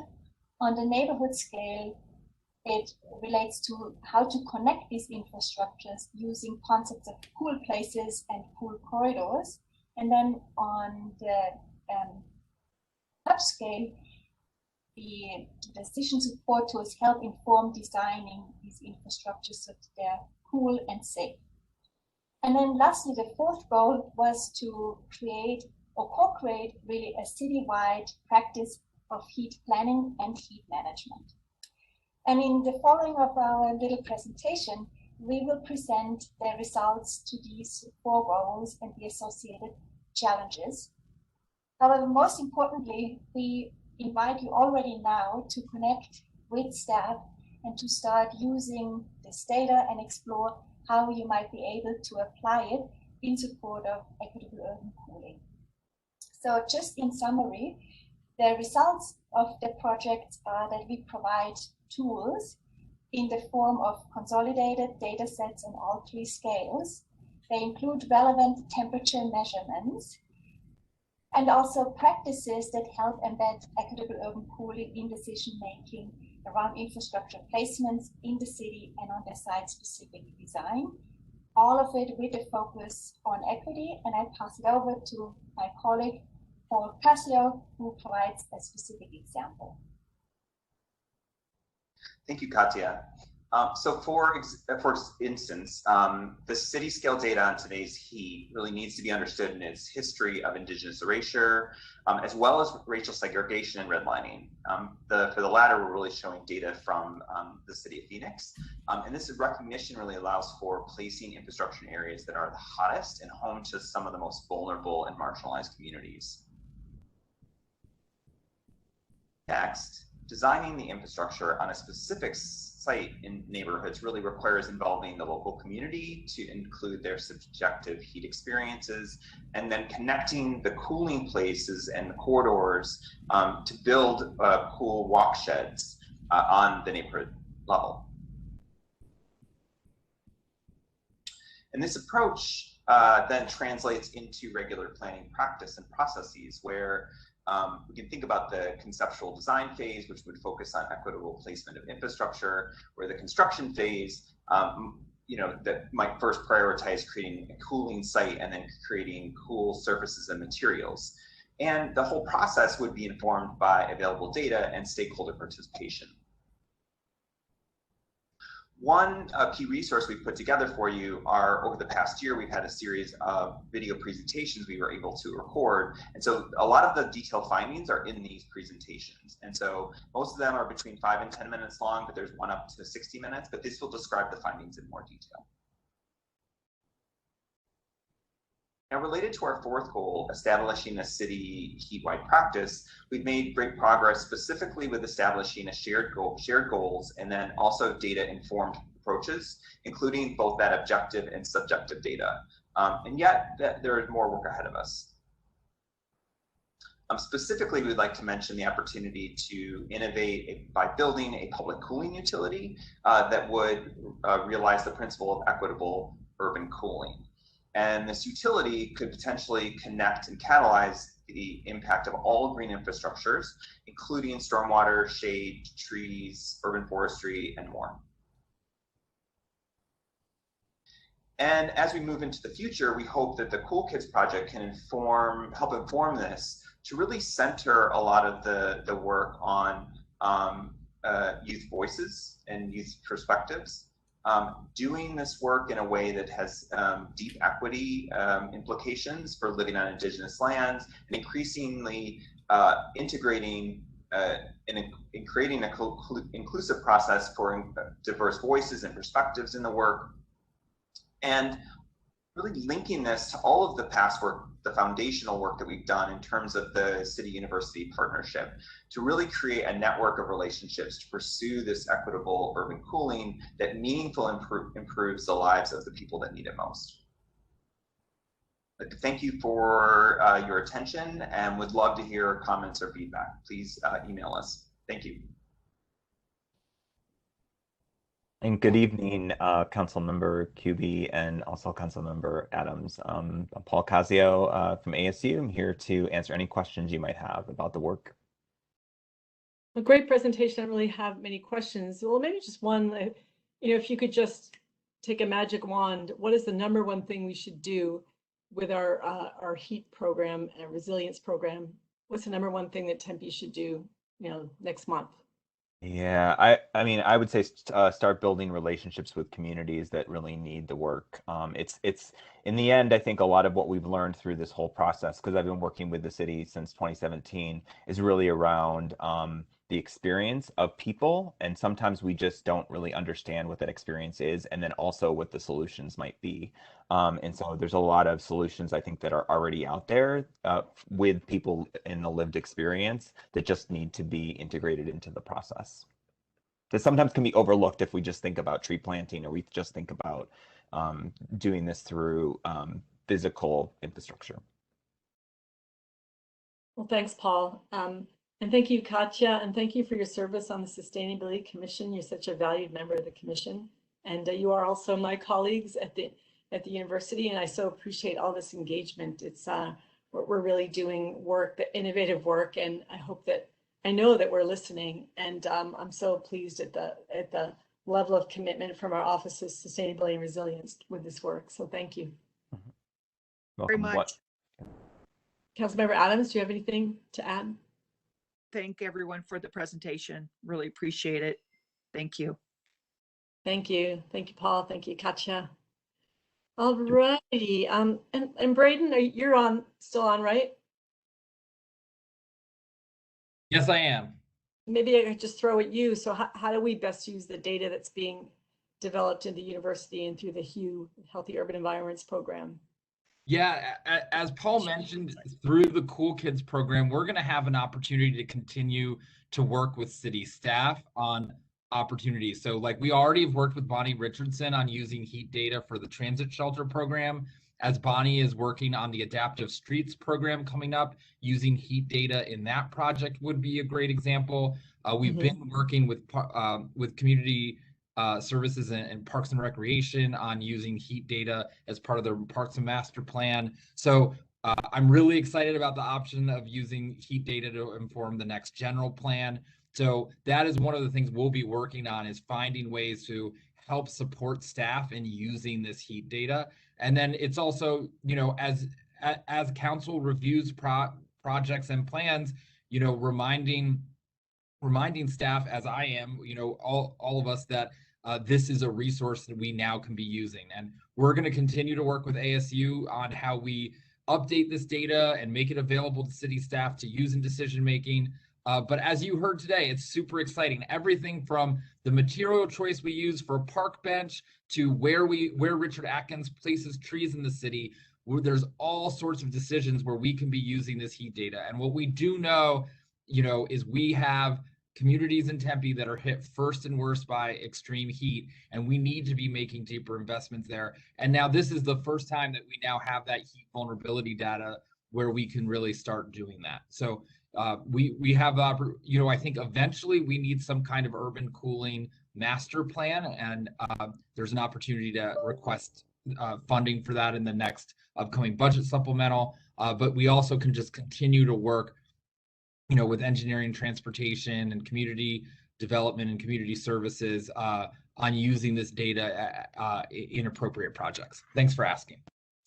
Thanks. There's so many connections to this work. You think about transportation, you can't ask people to wait in the blazing hot sun to get a bus. So if you don't have shade and shade walking towards a bus stop, you can have less uptake of transportation, of buses and such. So it all is connected, and thanks for pointing all of that out. And I know I'm rushing along, but we're going to have to jump back to item 4A, which is current items and updates. So 4A1 is update on dog parks from our Deputy Director, Craig Hayton. Craig. Good evening, council members Adams and Kuby. Thank you so much for the opportunity to provide a brief update, reporting back after our March meeting when I had a chance to touch on some dog parks. I'm going to share my screen and just run through a brief presentation. Want to frame the conversation first and foremost, and I'm going to make this full screen, around the performance measure 3.16, which really recognizes that dog parks really are an integral part of our parks and recreation system that really add value and quality of life to our community. And I'm here to report back on where we're at with additional dog parks within the city's parks and recreation system. We're going to talk through the recently completed Parks and Recreation Master Plan, what some of the plans are coming out of that, our initial efforts, schools and other sites, reporting back on that, and then finally talking through neighborhood grants and how that relates to additional dog parks. And then I'd like to briefly highlight just a couple quick park improvement projects that relate to dog parks that we've been able to accomplish on the operational side this summer that we believe are going to lead to a wonderful experience for our park patrons coming up this fall. So following up the recently adopted Parks and Recreation Master Plan, one of the main ways that we look through the Parks and Recreation Master Plan at our Parks and Recreation system for the next decade is to provide a level of service analysis, which looks at key elements and amenities within our Parks and Recreation system, like dog parks. We looked at 16 specifically, and then uses a ratio of an amenity per 10,000 people to identify what's called a level of service, so that we can identify as population increases over the next 10, 20, 30 years, how can we keep up with the population increase, recognizing if we don't add more amenities as population increase, then that amenity staying static will then serve more people, and therefore we'll have a level of service that will be lower. So we have increased the level of service based on comments from this council committee, but also the public and then our Parks and Recreation survey as well. We've increased it 50% from 0.31 per 10,000 people to 0.45. What that translates into is 4 new dog parks should be added to the Parks and Recreation system or available to the public over the next decade. And that's going to be either something we include within our city parks, or we can look at some other sites like publicly accessible private development. I'm going to touch on that a little bit on our next slide. But for the city park piece of it, and also looking at some of those other sites like schools, we are currently scoping out what we're considering, what we're calling an equity study, just to make sure that we look at the level of service, not just dog parks, but splash playgrounds, pickleball courts, all those amenities that could increase over the next 10 years. We want to take an equitable approach to identifying the areas that would provide the most recreational benefit to the community. So this equity study is something that our team is going to be embarking on over the course of the next year or so. But we also want to make sure that as we transition from the Parks and Rec Master Plan and into implementation, we can also look at other ways that we can increase dog parks within the system outside of what we're going to do within our system specifically. So one area that I'd love to report Craig, back I have on. a question. I have a question Absolutely. before you. Can you go back to the last slide? Yep, absolutely. So we've been talking about dog parks, I know, for 3 years. I'm just wondering how many dog parks we've added in the last 3 years. That's one of my questions. Yep. We currently have 6 dog parks within the city of Tempe. The last one that was added was in either, I believe, 2017 or 2018, when we added the Clark Park dog park. And that was one that came through a process that I'll talk through here in a slide coming up. We have one other dog park that is currently in process that is through private development that'll be publicly accessible. So I appreciate that answer. I just don't feel like 4 dog parks in the next decade, with our population that as fast as it's increasing and there's so many people with dogs, I don't think 4 is in my opinion, that's not a very lofty goal. And I would like to see more dog parks slated. So thank you. Go ahead, Craig. Thank you very much. An additional dog park that will be added in that will be publicly available, just to identify outside of what we can offer within our city's parks, is the use of publicly accessible private development. The map that I'm showing here is of a development that is in process. The top left portion is at College and Weber. There is a part of the development agreement that was identified for this site would be that there would be a publicly accessible small dog park. And that is something that will add to the options for our community, but it just shows some creative opportunities that we have within the city, whether we want to include them on city land or not, that this will be something that will be publicly accessible. There have been some other development discussions in some other areas about publicly accessible recreational spots, but this is one that is certainly has been through and is going through the process currently. So we wanted to just highlight this one. But there are, as part of the equity study, we'll look at other non-park sites and schools specifically to see if not just with dog parks, but other recreational amenities, if there's an opportunity for us to increase recreational value through non-traditional parks and recreation spaces. So a little bit of information on the Clark Park Dog Park. I was asked to provide some information on, is neighborhood grant funding a viable solution and opportunity to increase dog parks within the city? We have added a dog park through this, one of our 6 at Clark Park. It's just about a half an acre. One of our kind of mid to larger range dog parks that we have in the system was included back in 2018, 2017. Through 2 different years, it was a phased project that was half of it was added one year and half of it the next. That was a joint submission through 2 neighborhood associations. Now, that site is a flood irrigated site at Clark Park. We believe that adding dog parks through the Marion Quarter Neighborhood Grant is not the most suitable option for 2 main reasons. First, cost is something. Dog parks are expensive because they have amenities that go with it, and space. There's access needs, fencing needs, lighting, sprinklers, furnishings, etc. We've estimated that an acre dog park, not that a dog park has to be an acre large, is roughly about $250,000 if it has all of the amenities that should go with it. So the other piece is actually what is more troubling from a longer term perspective is that through a grant process, we are not able to utilize operating impacts that we would through a capital program, which means that if something is built and funded through a grant, there aren't maintenance dollars that go along with providing long-term maintenance built into due process to actually maintain the additional maintenance burden that comes with adding an amenity like a dog park. There could be a couple hundred hours a year that gets brought on because of those tasks that are related to that. So these are certainly, we don't believe are the most feasible options, but we do believe that there are options through the neighborhood grant process to add additional elements like benches, additional access areas,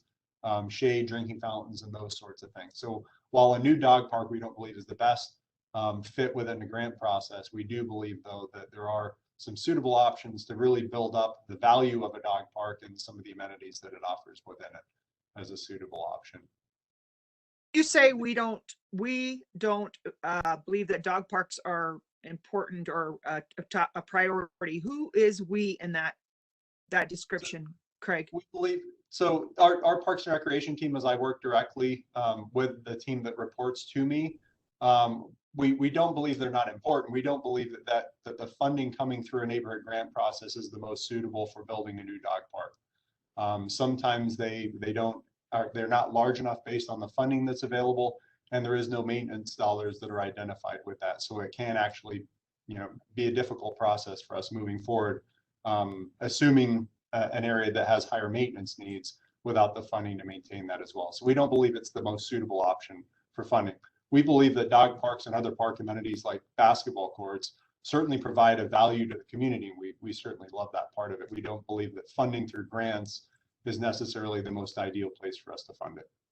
Okay, well, just to clarify, I understand you're talking about just the grants, but in general, dog parks are a council decision if it's a priority for council. So I understand that you're specifically talking to grants, and I don't disagree with that. Thank you very much. I appreciate it. And we are close to out of time, Madam Chair. So and I do have 6 o'clock. So I have 5:58 right now, but I have a 6 o'clock. So how would you like to proceed? Or Craig, do you have a lot more to talk about? Yes. And Craig, I know we want to have some kind of a meeting to talk about an opportunity. Someone's come forward that wants to actually donate the cost of installing a dog park and fencing. I realize it doesn't necessarily come with maintenance monies, but it might. So we want to arrange a meeting. We talked about that offline, so I'd like to see that happen. Absolutely. Councilmember Adams, you're very clear that you had to leave at 6. And so I hate to do this to you, Marilyn, but could you present next month instead of this month after keeping you here in this discussion for 2 hours? I'm so sorry. Can we do that? So this is Julian Driesang, city engineer. I was going to do the presentation and I have no problem deferring to the next meeting. We're so sorry. So thanks Julian. September. And if you need to go, Councilmember Adams, I'm just going to sort of finish up because you have no other items for consideration, I imagine, or no announcements. And the next scheduled meeting is Wednesday, September 22nd, but I actually have a conflict with that time. And so we are going to, I will be in a plane actually. So we're going to maybe look at some alternatives. So please check your calendars, everyone that's watching. It will be close there, maybe even the 29th, and we can give Dino some more time for his presentation that we requested today. So thank you everybody for— Councilmember QB? Yes? So what are we doing with Craig's presentation? Because I don't think he had gotten through all of it. Are we going to have him present the rest next month, or? Would that be okay, Craig? I only had one other slide, which was just highlighting that we'd made some improvements to Mitchell and the Tempe Sports Complex dog parks. It wasn't an item I was reporting back, but just something I wanted to highlight. So I think the back materials, that'll be good. Let's finish that slide, Craig, real quick, if you will, just so we can get through yours, and then we'll adjourn it if that's okay with you, Madam Chair. That would be fine, and then we can perhaps have a meeting with Craig to talk about this opportunity that might be before us for a small dog park and a donated park, and how we work through processes like that. Absolutely. Yes. Good. Thank you. Thank you. My last slide before questions and any discussion was just to highlight the work of our team this summer. As you know, Bermuda grass does not grow actively during the time that parks are used the most. So we tend to enter spring and summer with some pretty heavily used and utilized and loved areas. So the Mitchell Park Dog Park on the left on the picture shows that it receives a lot of use. Our team had done some prep work there, obviously, but we'd installed some new sod in late spring, and that is providing a great benefit to the community currently. And then on the right-hand side, the Tempe Sports Complex, kind of an in-process picture on the left-hand side, where we address not only needing to go in there and add some new turf, but we also address some drainage issues as well by incorporating some compost and working on some drainage stuff. And you can see on the right-hand side, the finished picture is a beautiful turf area that is open, and we're currently just finishing up the area on the south side of the dog park. So we believe this provides a great benefit and a great starting place for us to enter into the late summer and fall. So thank you so much for the time to present. Craig, thanks for showing those pictures. Those are amazing, such a great improvement, and I love it. So I really appreciate that. And you could run a dog up and down those nice areas too. So I appreciate it. And then I guess we'll have Alex set up a meeting, Councilmember QB, with Craig and the two of us. You want to do that, Alex and Kristen? If that's okay, we're not violating any charter by setting up a meeting with on one of the issues we're working on, correct, Kristen? Because Andrew had also allowed that discussion to happen too. Yeah, we'll double check on that and run it through the city manager's office. Great. Well, thanks, Craig. Thanks for the presentation. Thanks for being so responsive to the residents who wrote in about the drainage issues. I know it's a hard nut to crack. And thanks so much, everyone, for being here. It was a long meeting, but I thought it was a really substantive meeting and lots of great discussion. So we are now officially adjourned. Thank you so much. Thank you.